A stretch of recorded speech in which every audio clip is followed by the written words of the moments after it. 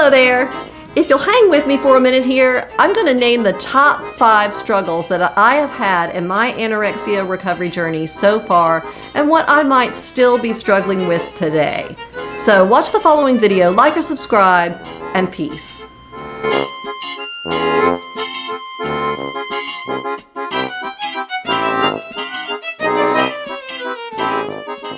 Hello there, my name is Billy Juliana. I'm 49 years old and I have a 40-year history of dealing with anorexia nervosa, and I'm currently following the recovery methods espoused by Tabitha Farrar, Kayla Rose Kotecki, and Elisa Oras.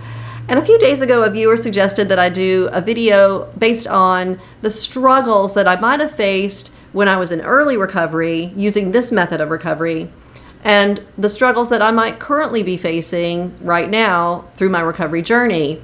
And I thought, wow, this is a really good idea.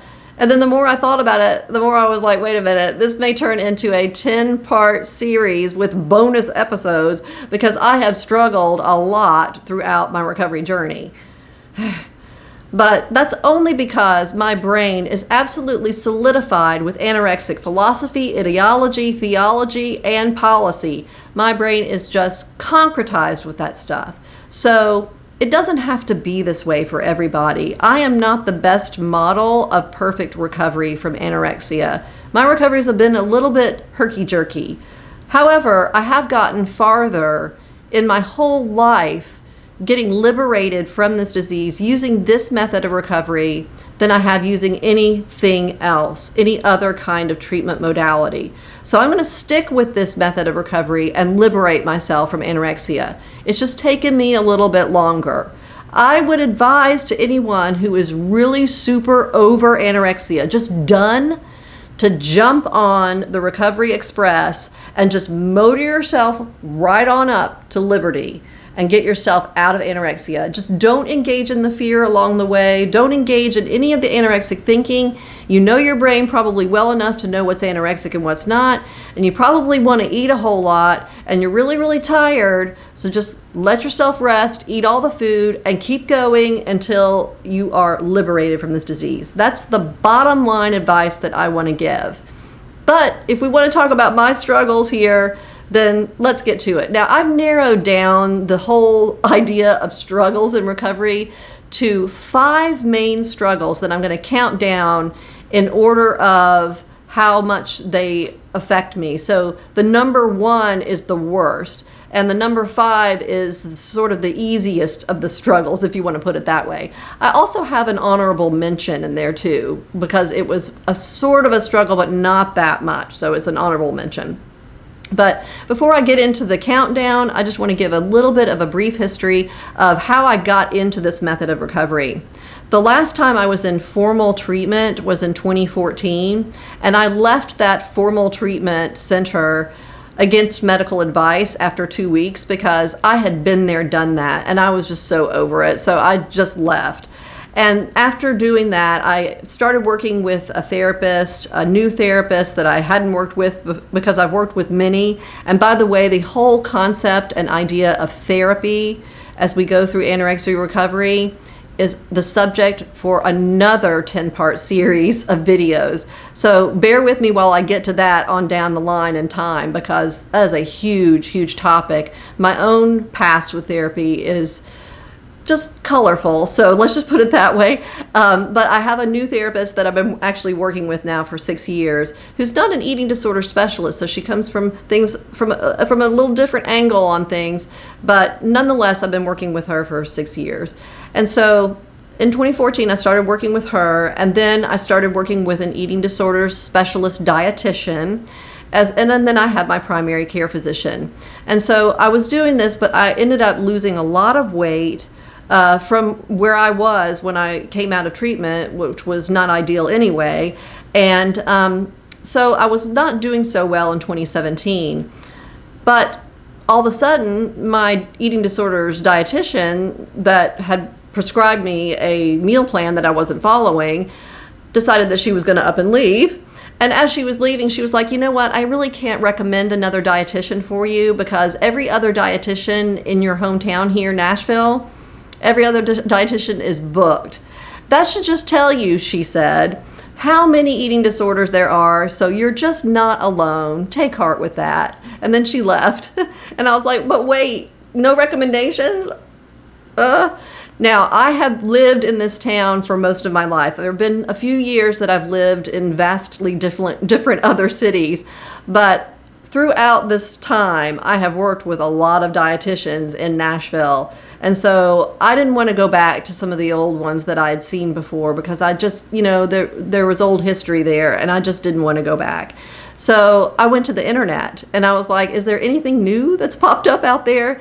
And the first thing that I came across was the mini-mod method. And I was like, this is interesting. I've not known anything about this. And so I saw the mini-mod method and I was like, okay, this is interesting because it talks about, to an extent, unrestricted eating, but everything is phrased in terms of caloric value, and it also kind of assesses you by your age and by your height and all of this. And I kind of was understanding of where they were going with this, but I felt like it was just geared more towards youth, more towards young people. And so I went past the mini mod stuff. I did other searches because I was like, I just feel like that's too young for me. And so I did other searches, and then I stumbled across the recovery methods propounded by Tabitha Farrar, Kayla Rose Kotecki, and Elisa Oras. And I say methods all the time. I really mean one method, and that is unrestricted eating for life, prolonged rest, and no more body weight suppression. And this just appealed to me from every fiber of my being because all through my life, I have been so hungry. And I thought that whatever this was, this constant thinking about food, was food obsession and food addiction, such that I would probably develop binge eating disorder if I didn't keep myself restricted. And this method of recovery is saying, no, what you have is hunger. You're starving. So you keep thinking about food because you're hungry. And so what you need to do is eat the amount of food that your body is asking for. That means tons of food. And I was like, wow, that makes sense. And it also makes sense that for some reason, my brain is a little wonky. It's got the anorexic presets in there. And so when I went into energy deficit from the get-go, I just thought that I was in a famine, or my brain somehow perceived that there was a famine in the environment. And so for all the time that I've been in and out of treatment, I'd always been restricting in some way and doing something to suppress my body weight. Even when my body weight was going up, I was fearful about it going up, and I would try to do things like exercise to keep the body weight from going up. So there were always ways in which I was telling myself that I was in a famine. And so it made sense to me, all that was being said on these websites. So I was like, hell yes, let's do this. And so I hired one of these women as my coach. And so that brings me to the countdown. So let's get started with this. Okay, my honorable mention. So when I first began working with my coach, she was like, cut out all formal exercise. You need to rest your body for at least a year. And I was like, okay. And the reason why this gets an honorable mention is because it was fairly easy for me to cut out formal exercise. Now, I have full-blown osteoporosis, and I had it at the time. And my primary care doctor had prescribed training with a trainer in a gym. And so I was working out with a trainer in the gym and trying to build lean muscle tissue to help my bones. And I was also jogging and walking up and down hills every morning to help build lean muscle tissue, and also to salve my anorexic conscience, of course. I thought that I needed to exercise every day. But look, I get really, really tired very easily. And so it was very, very easy, relatively very easy, for me to just go cold turkey on the exercise, the formal exercise. That I was just able to say, okay, my coach says don't do it. Hooray, I will not do it. And so I know a lot of you struggle with stopping exercise, and I can't really speak with fluency about the difficulty of stopping, because for me, I was like, hey, I will stop.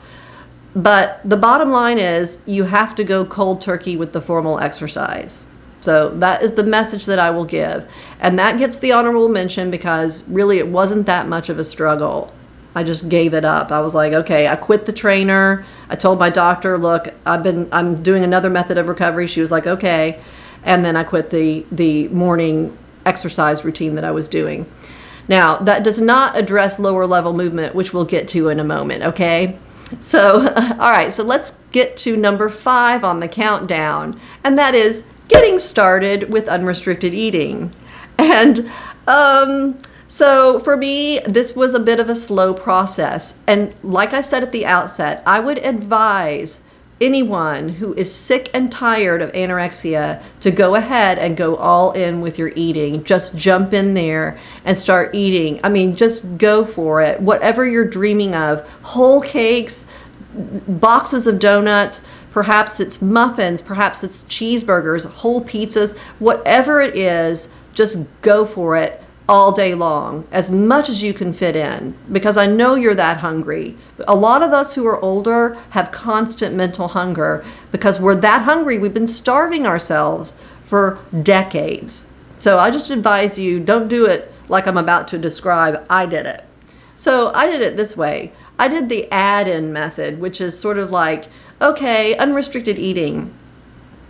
Well, I don't know exactly how to apply that to myself because I think about food all the time and I can't imagine eating round the clock, even though I'd really like to eat around the clock. So I'm just gonna add in some challenge foods. So that's what I did. I went to McDonald's because that sounded good. That sounded like a treat and it sounded like a challenge. It sounded like it would please my coach as well. So I went to McDonald's and got a quarter pounder with cheese. Sometimes I got a quarter pounder without cheese. Didn't matter. I would just do McDonald's and I would just have that one sandwich on top of all my little restricted and regimented foods that were safe throughout the day. And that was how I started recovery. And so my coach took about a month of this and she was like, stop playing silly restriction games. You are still restricting. This little challenge here with the burger, where are the fries? You know, what are you doing? So let's get on with it. And I was like, yes, ma'am. And so I was like, okay, let's do this. How do I do this? And so in early 2018, I'd been kind of monkeying around for a month and then it kind of lingered into another month. And in early 2018, my coach was on my butt again and she was like, excuse me, but if you don't start eating unrestrictedly, and that means ludicrous amounts of food, her words, ludicrous amounts of food, then I think you might have to go to treatment because you need to get some food in you right now. And I'm no help to you if you're not going to help yourself. So just go to treatment if you can't do it. And I was like, no, I do not want to do that. I do not want to do that. I will eat unrestrictedly. So one day I just got up. And at 6 in the morning, I took my car to a deli that opened at 6 in the morning. And I was there first. I was the first customer. And I got myself a bagel sandwich. Now, this was a specialty breakfast place that specialized in bagels and pastries. And so I ordered scrambled eggs on a bagel, but then on the counter of the deli, there are all these beautiful pastries. There were these wonderful chocolate chip muffins and brownie muffins and stuff like that. And they had big slabs of banana bread. And I just was like, oh, I was overwhelmed at the sight of it all. I wanted it all.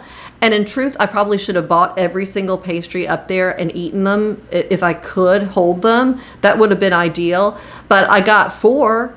I got the bagel sandwich and then I got 3 of the pastries. That was a big deal. And so I went down and I ate that to the best of my ability. I didn't get through the 4th pastry, but it was a good effort. It was what I could hold. And then I went home and went to bed because my body was like, thank you for relieving me of all the burden of this restriction and having to run the show here on nothing. I'm going to go to sleep now. And so that's what happened. I went to sleep and then I got up and I was like, you know what? I'm over making food for myself. I just don't want to do it anymore. I'm going to go to a different deli and I'm going to get another thing that's just really yummy. And I got a giant sandwich and I got potato chips to go with it, and then I got a big slab of cake for dessert. And I was so excited, and I ended up eating the entire slab of cake. When I first saw it, I thought, ideally, should eat the whole thing, but I was like, I don't think I can get through this because it was a big piece of cake. But I just kept going, and I was like, oh my gosh, I can do this. And so I just ate my way through the cake. And then I drove home and went promptly to bed because my body was like, thank you. This is really relieving. I'm so tired. I'm just going to go to bed. This continued for about a month. And so I did really kind of nicely there for about a month. Now, my coach was a little bit on my butt because she was like, where are the snacks? And I was like, I know I've got to get in snacks, but I'm really tired. I'm really full. And she was like, well, if you can fit anything in, fit it in, because you need to be eating consistently, not just 3 big meals. And so I started adding in more and more. And so that went well. But that brings me now to struggle number 4 on the countdown, which is consistency. Okay, so I have to be consistent with the unrestricted eating and the resting. I have to stay consistent. And I had struggles with this. And the way in which it worked was if I had extra duties or work to do, then I would let myself get distracted by those things and go and do those, and then I wouldn't eat a snack, or I would not go to the deli. I would make something at home. Something like that would pop up and interfere with the unrestricted eating that I needed to keep staying with constantly. I didn't do that. And so there were times when I wasn't quite on board with the unrestricted train here. So that is something that I struggled with throughout 2018. And so it wasn't until early 2019 when I was like, you know what? I need to work on things here. I need to get myself together. I've done very, very well. I've done a lot of unrestricted eating. I've gained some weight. I've stopped formal exercise, but I know there are ways in which anorexia is still running the show big time. And so I've got to really work on this. And so I had about a month of a Netflix and food showdown, which got me to where basically I am now, maybe a little bit less weight-wise. But we'll talk about that in a minute. I just wanted to say that I was kind of inconsistent during the year of 2018, but in late 2018 and in early 2019, the Netflix and food train arrived and I got way far, but then I got stuck. And like I said, I'll go over that in a second. I want to come to countdown number 3, and that is lower level movement. All right, so I gave honorable mention to formal exercise, but lower level movement, I think I mentioned that is different from formal exercise. So yes, I have a bad problem with lower level movement. Mine comes in the form of like parking at when I'm running an errand or anything. Like, first of all, creating errands for myself that I need to run. That's one thing. But secondly is parking way far away from wherever I need to go and walking the extra mile to get there. That's one way in which lower level movement plays out in my recovery journey. Another way is just cleaning and doing laundry, having to make the beds in the house, that kind of stuff, always being the one to pick up. That's me.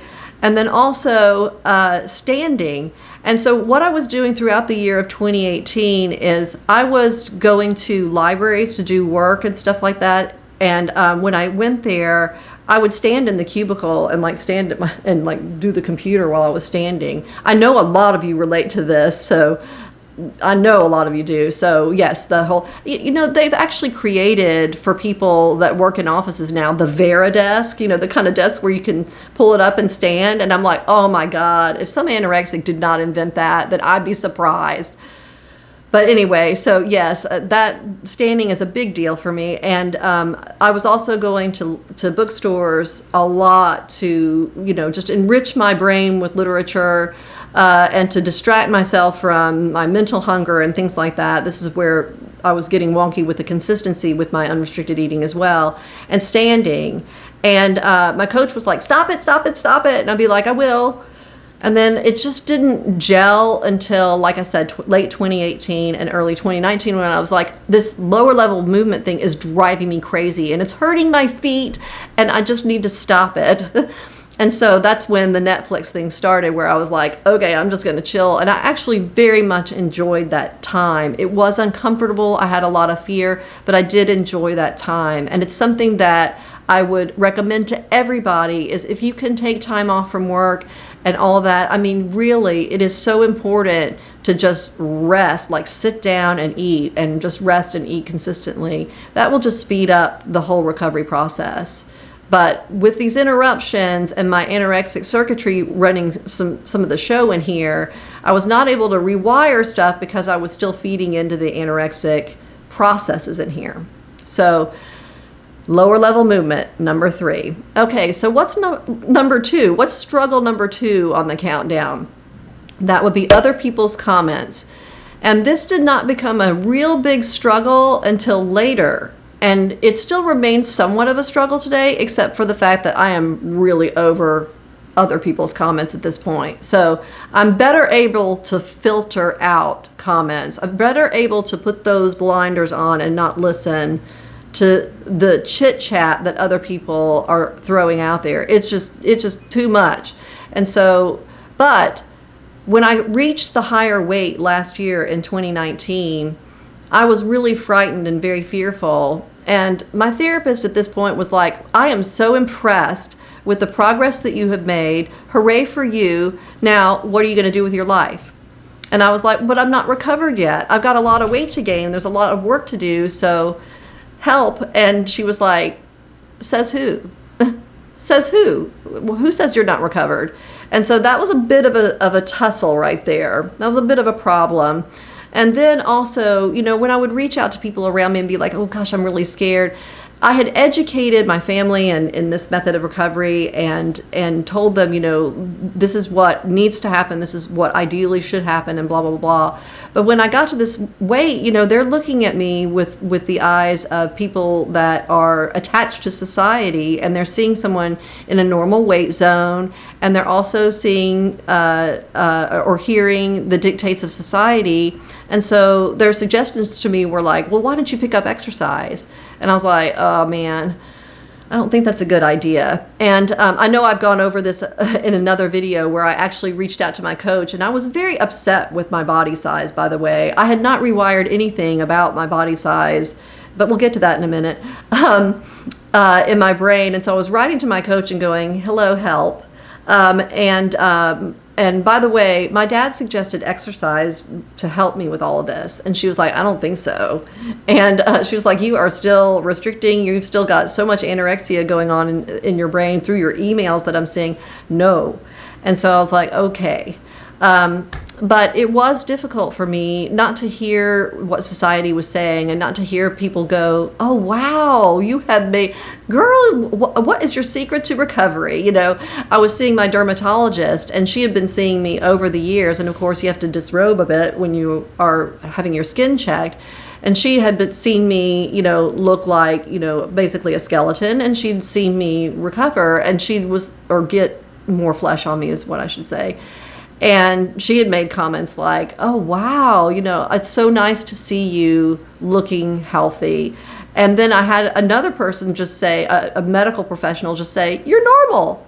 And she just went like that, you're normal. And I was like, because in my brain, I was still wanting so much food. And I still knew that I was fearing weight gain and weight and body size so much that I was going to be susceptible to going right back into anorexia eventually. So that brings me to the number 1 struggle on this chart, and that is body weight. And the idea of no more body weight suppression. And I've talked about this a lot in my videos because it is the number 1 struggle for me. It's just very hard for me to get my head around the fact that my body dictates the show, that I do not control my body weight anymore. And of course, we do all this future casting, at least I do, that my body doesn't know what it's doing and that it's going to make me very unhealthy and it's going to take me into this place of obesity. And I future cast gloom and doom and all of this stuff, and that just needs to go. And of course, I haven't rewired this part of my brain yet. And so when I gained up to the weight that I gained up to last year, and struggled and found myself really, really vilifying my body and just going through all kinds of meltdowns emotionally, I just got stuck. in quasi-recovery. And I went back to restricting. All the Netflix stuff stopped. I went back to lower level movement big time. I did not resume exercise. That's one thing I have never done, is formal exercise, except for once. I tried it for about 3 weeks, and then I realized, no way, this has become compulsive, so I'm not doing this. So formal exercise has remained one of the easiest pieces for me to ditch. But the body weight suppression stuff and all of that still remains a problem. Now, let me just review. Okay, so I named 5 struggles with 1 honorable mention. You just heard me say the honorable mention is formal exercise. Pretty easy for me to put away with. But the other 4 still remain struggles for me today. They have improved and gotten better. So I have to say that with time and with endurance and with tenacity, these things do get easier.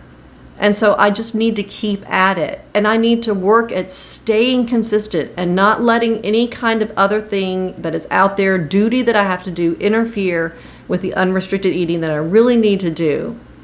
And I just need to filter out all the comments that keep coming at me. Society is always going to have something to say about body size and body weight and appearance. And I need just to filter all that out. I need to just pretend I'm on an isolated island when it comes to that kind of thing, because otherwise it's just going to go into the anorexic circuitry, and it's just toxic. So need to leave that. And then lower level movement. Hello, let's just get rid of all of that. Let's get rid of all this duty bound kind of idea that I must do the laundry, or that I must do the cleaning, or I must park this way, this far away, and yada yada. You get the idea. The basic thing for me to do to get myself all the way through to liberation is to stay consistent with unrestricted eating and eat as my body and mind both dictate. And yes, this does lessen, by the way. I have had a lot of mental hunger in the past that has actually abated somewhat over the last few weeks, but I still want a lot of food. That doesn't mean that I'm not wanting copious amounts of food, but it's just abated a little bit. So I do know that my body's moving and working, which is good. But I need to cut out all of these things that I'm still struggling with.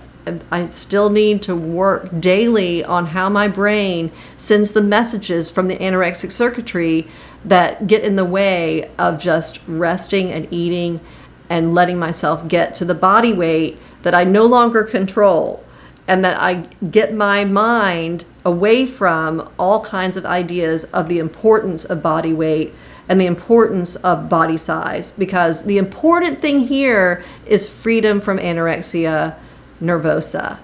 So that's it. That's the summary of my struggles. It didn't turn out to be a 10-episode thing, but believe me, it'll probably come up in other episodes. So just enjoy and hang with it, and we'll look forward to whatever I can come up with.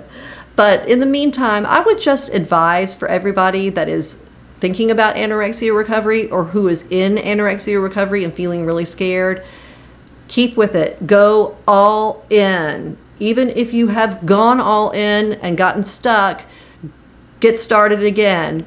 Eat unrestrictedly. Rest for a prolonged period. Cut out lower level movement. Do not be affected by what society tells you.